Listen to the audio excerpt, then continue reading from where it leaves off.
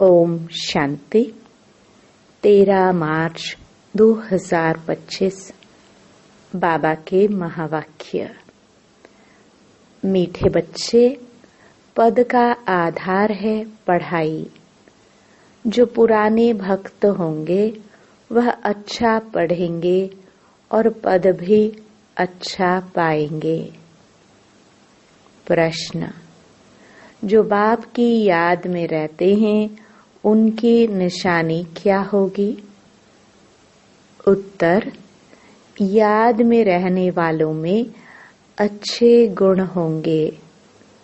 वह पवित्र होते जाएंगे। रॉयल्टी आती जाएगी। आपस में मीठा क्षीरखंड होकर रहेंगे। दूसरों को न देख स्वयं को देखेंगे। उनकी बुद्धि में रहता जो करेगा वह पाएगा। ओम शांति। बच्चों को समझाया गया है कि यह भारत का जो आदि सनातन देवी देवता धर्म है उसका शास्त्र है गीता। यह गीता किसने गाई यह कोई नहीं जानते। यह ज्ञान की बातें है।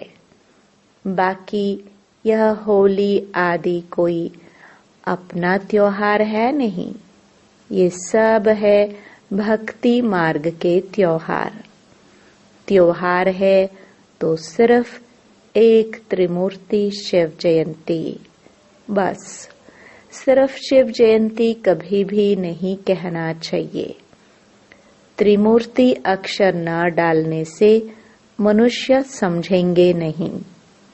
जैसे त्रिमूर्ति का चित्र है, नीचे लिखत हो कि दैवी स्वराज्य आपका जन्म सिद्ध अधिकार है। शिव भगवान बाप भी है ना, जरूर आते हैं, आकर स्वर्ग का मालिक बनाते हैं। स्वर्ग के मालिक बने ही हैं राजयोग सीखने से। अंदर चित्रों में तो बहुत ज्ञान है। चित्र ऐसे बनाने हैं जो मनुष्य देखने से वंडर खाए। वह भी जिन्होंने बहुत भक्ति की होगी वही बहुत अच्छी रीति ज्ञान उठाएंगे।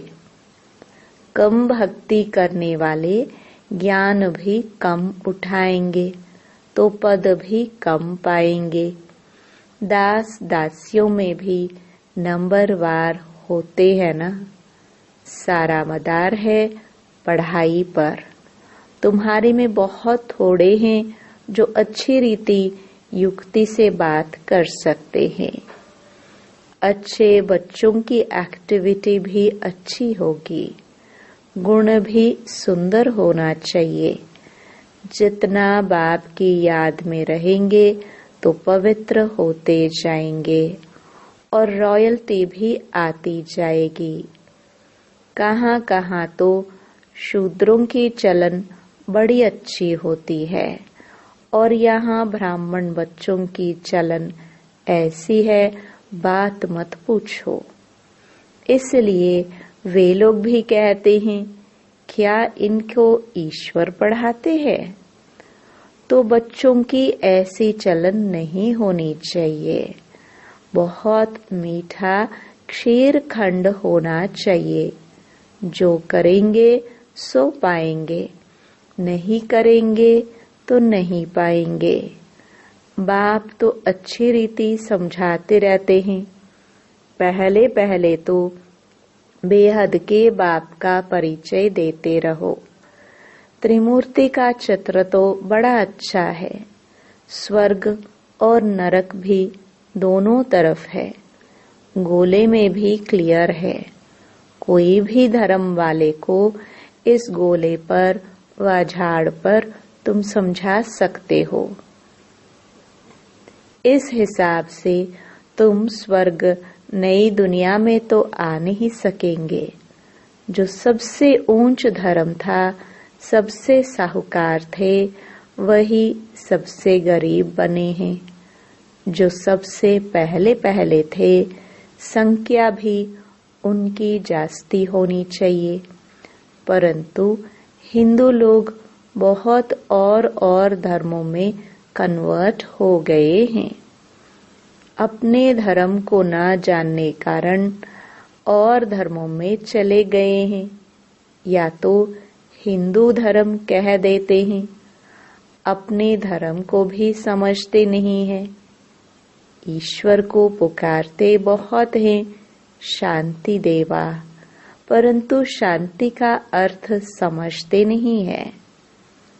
एक दो को शांति की प्राइज देते रहते हैं।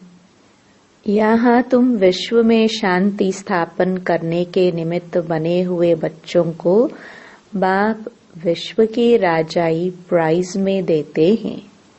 यह इनाम भी नंबरवार पुरुषार्थ अनुसार मिलता है। देने वाला है भगवान बाप। इनाम कितना बड़ा है। सूर्यवंशी विश्व की राजाई। अभी तुम बच्चों की बुद्धि में सारे वर्ल्ड की हिस्ट्री, ज्योग्राफी, वर्ण आदि सब हैं। विश्व की राजाई लेनी है तो कुछ मेहनत भी करनी है। पॉइंट तो बहुत सहज है। टीचर जो काम देते हैं वह करके दिखाना चाहिए, तो बाबा देखे कि किसमें पूरा ज्ञान है। कई बच्चे तो मुरली पर भी ध्यान नहीं देते हैं। रेगुलर मुरली पढ़ते नहीं। जो मुरली नहीं पढ़ते वह क्या किसका कल्याण करते होंगे। बहुत बच्चे हैं जो कुछ भी कल्याण नहीं करते, ना अपना ना औरों का करते हैं। इसलिए घोड़े सवार प्यादे कहा जाता है। कोई थोड़े महारथी हैं, खुद भी समझ सकते हैं कौन कौन महारथी हैं। कहते हैं बाबा गुलजार को, कुमारका को, मनोहर को भेजो, क्योंकि खुद घोड़े सवार हैं, वह महारथी हैं। बाप तो सब बच्चों को अच्छी रीति जान सकते हैं। कोई पर ग्रहचारी भी बैठती है ना। कभी अच्छे अच्छे बच्चों को भी माया के तूफान आने से बेताले बन जाते हैं। ज्ञान तरफ अटेंशन ही नहीं जाता है। बाबा को हर एक की सर्विस से मालूम तो पड़ता है ना। सर्विस करने वाले अपना पूरा समाचार बाबा को देते रहेंगे। तुम बच्चे जानते हो गीता का भगवान हमको विश्व का मालिक बना रहे हैं। बहुत हैं जो वह गीता भी कंठ कर लेते हैं, हजारों रुपया कमाते हैं। तुम हो ब्राह्मण संप्रदाय, जो फिर दैवी संप्रदाय बनते हो। ईश्वर की औलाद भी सभी अपने को कहते हैं, फिर कह देते हम सब ईश्वर हैं। जिसको जो आता है वह बोलते रहते हैं। भक्ति मार्ग में मनुष्यों की हालत कैसी हो गई है। यह दुनिया ही आयरन एज्ड पतित है। इस चित्र से बहुत अच्छी रीति समझा सकेंगे। साथ में दैवी गुण भी चाहिए। अंदर बाहर सच्चाई चाहिए। आत्मा ही झूठी बनी है, उनको फिर सच्चा बाप सच्चा बनाते हैं। बाप ही आकर स्वर्ग का मालिक बनाते हैं, दैवी गुण धारण कराते हैं। तुम बच्चे जानते हो हम ऐसे लक्ष्मी नारायण गुणवान बन रहे हैं। अपनी जांच करते रहो, हमारे में कोई आसुरी गुण तो नहीं है। चलते चलते माया का थप्पड़ ऐसा लगता है जो ढेर हो गिर पड़ते हैं। तुम्हारे लिए यह ज्ञान और विज्ञान ही होली धुरिया है। वे लोग भी होली और धुरिया मनाते हैं, लेकिन उसका अर्थ क्या है यह भी कोई नहीं जानते। वास्तव में यह ज्ञान और विज्ञान है जिससे तुम अपने को बहुत ऊंच बनाते हो। वह तो क्या क्या करते हैं, धूल डालते हैं, क्योंकि यह है रौरव नरक। नई दुनिया की स्थापना और पुरानी दुनिया के विनाश का कर्तव्य चल रहा है। तुम ईश्वरीय संतान को भी माया एकदम गुस्सा ऐसा लगा देती है जो जोर से दुबन में गिर पड़ते हैं। फिर उससे निकलना बड़ा मुश्किल होता है। इसमें फिर आशीर्वाद आदि की कोई बात नहीं रहती। फिर इस तरफ मुश्किल चढ़ सकते हैं, इसलिए बड़ी खबरदारी चाहिए। माया के वार से बचने के लिए कभी देह अभिमान में मत फंसो। सदा खबरदार, सब भाई बहन हैं। बाबा ने जो सिखाया है वही बहनें सिखाती हैं। बलिहारी बाप की है, न कि बहनों की। ब्रह्मा की भी बलिहारी नहीं, यह भी पुरुषार्थ से सीखे हैं। पुरुषार्थ अच्छा किया है, गोया अपना कल्याण किया है। हमको भी सिखलाते हैं तो हम अपना कल्याण करें। आज होली है, अब होली का ज्ञान भी सुनाते रहते हैं। ज्ञान और विज्ञान, पढ़ाई को नॉलेज कहा जाता है। विज्ञान क्या चीज है किसको भी पता नहीं है। विज्ञान है ज्ञान से भी परे। ज्ञान तुमको यहाँ मिलता है जिससे तुम प्रारब्ध पाते हो। बाकी वह है शांति धाम। यहाँ पाठ बजाए थक जाते हैं तो फिर शांति में जाना चाहते हैं।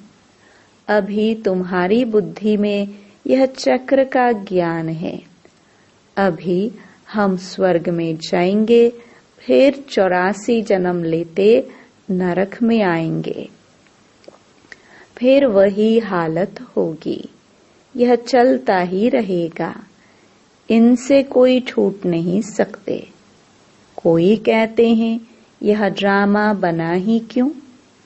अरे यह तो नई दुनिया और पुरानी दुनिया का खेल है। अनादि बना हुआ है। झाड़ पर समझाना बहुत अच्छा है।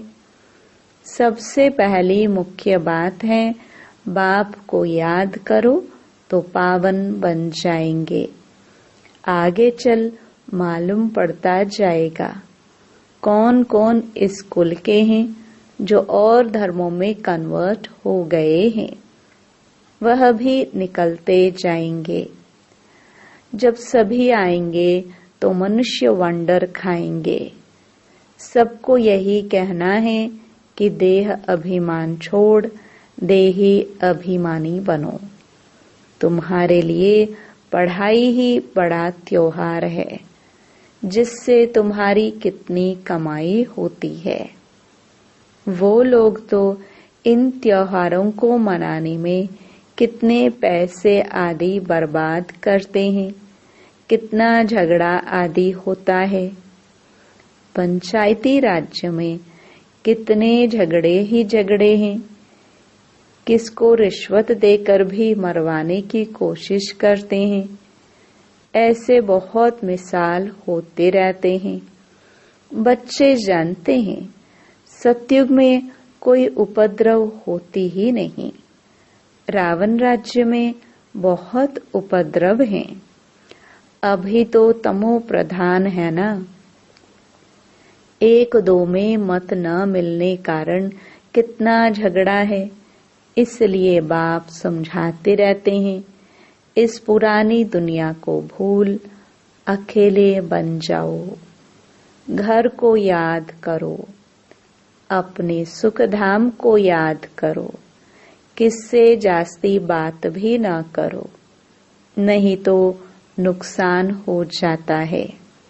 बहुत मीठा, शांत, प्यार से बोलना अच्छा है, जास्ती न बोलना अच्छा है। शांति में रहना सबसे अच्छा है। तुम बच्चे तो शांति से विजयी पाते हो, सिवाय एक के और कोई से प्रीत नहीं लगानी है। जितना बाप से प्रॉपर्टी लेना चाहो उतनी ले लो, नहीं तो लौकिक बाप की प्रॉपर्टी पर कितना झगड़ा हो पड़ता है। इसमें कोई खिटखिट नहीं। जितना चाहे उतना अपनी पढ़ाई से ले सकते हो। अच्छा, मीठे मीठे सिखिलदे बच्चों प्रति माता पिता बाप दादा का याद प्यार और गुड मॉर्निंग।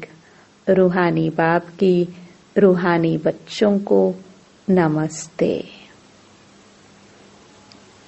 धारणा के लिए मुख्य सार। पहला, सच्चा बाप सच्चा बनाने आए हैं, इसलिए सच्चाई से चलना है, अपनी जांच करनी है। हमारे में कोई आसुरी गुण तो नहीं है, हम जास्ती बात तो नहीं करते हैं। बहुत मीठा बन शांति और प्यार से बात करनी है। दूसरा, मुरली पर पूरा ध्यान देना है, रोज मुरली पढ़नी है, अपना और औरों का कल्याण करना है। टीचर जो काम देते हैं वह करके दिखाना है। वरदान। होली शब्द के अर्थ को जीवन में लाकर पुरुषार्थ की स्पीड को तेज करने वाले तीव्र पुरुषार्थी भव। होली अर्थात जो बात हो गई, बीत गई, उसको बिल्कुल खत्म कर देना। बीती को बीती कर आगे बढ़ना, यही है होली मनाना। बीती हुई बात ऐसे महसूस हो जैसे बहुत पुरानी कोई जन्म की बात है। जब ऐसी स्थिति हो जाती है तब पुरुषार्थ की स्पीड तेज होती है। तो अपनी व दूसरों की बीती हुई बातों को कभी चिंतन में नहीं लाना, चित्त पर नहीं रखना और वर्णन तो कभी नहीं करना, तब ही तीव्र पुरुषार्थी बन सकेंगे। स्लोगन। स्नेह ही सहज याद का साधन है, इसलिए सदा स्नेही रहना और स्नेही बनाना। मातेश्वरी जी के अनमोल महावाक्य। गुप्त बांधेली गोपिकाओं का गायन है। गीत। बिन देखे प्यार करो, घर बैठे याद करूं। अब यह गीत कोई बांधेली मस्त गोपिका का गाया हुआ है। यह है कल्प कल्प वाला विचित्र खेल। बिन देखे प्यार करते हैं, दुनिया बेचारी क्या जाने।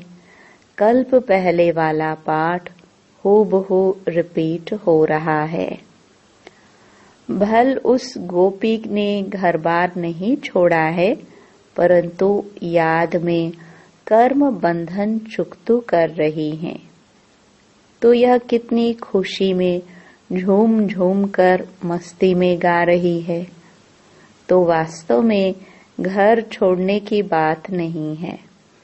घर बैठे बिन देखे उस सुख में रह सर्विस करनी है। कौन सी सेवा करनी है? पवित्र बन पवित्र बनाने की। तुमको तीसरा नेत्र अब मिला है। आदि से लेकर अंत तक बीज और झाड़ का राज तुम्हारी नजरों में है। तो बलिहारी इस जीवन की है। इस नॉलेज द्वारा 21 जन्मों के लिए सौभाग्य बना रहे हैं। इसमें अगर कुछ भी लोक लाज विकारी कुल की मर्यादा है तो वो सर्विस नहीं कर सकेंगे। यह है अपनी कमाई। बहुतों को विचार आता है कि यह ब्रह्मा कुमारियां घर फिटाने आई हैं, परंतु इसमें घर फिटाने की बात नहीं है। घर बैठे पवित्र रहना है और सर्विस करनी है। इसमें कोई कठिनाई नहीं है। पवित्र बनेंगे तब पवित्र दुनिया में चलने के अधिकारी बनेंगे। बाकी जो नहीं चलने वाले हैं वह तो कल्प पहले वाली शत्रुता का पाठ बजाएंगे। इसमें कोई का दोष नहीं है। जैसे हम परमात्मा के कार्य को जानते हैं, वैसे ड्रामा के अंदर हर एक के पाठ को जान चुके हैं, तो इसमें घृणा नहीं आ सकती। ऐसी तीव्र पुरुषार्थी गोपियां रेस कर विजय माला में भी आ सकती हैं। अच्छा, ओम शांति। अव्यक्त इशारे सत्यता और सभ्यता रूपी कल्चर को अपनाओ। जो भी ज्ञान की गुह्य बातें हैं उसको स्पष्ट करने की विधि आपके पास बहुत अच्छी है और स्पष्टीकरण है। एक एक पॉइंट को लॉजिकल स्पष्ट कर सकते हो। अपनी अथॉरिटी वाले हो। कोई मनोमय व कल्पना की बातें तो हैं नहीं, यथार्थ हैं। अनुभव है। अनुभव की अथॉरिटी, नॉलेज की अथॉरिटी, सत्यता की अथॉरिटी। कितनी अथॉरिटीज हैं? तो अथॉरिटी और स्नेह दोनों को साथ साथ कार्य में लगाओ। ओम शांति।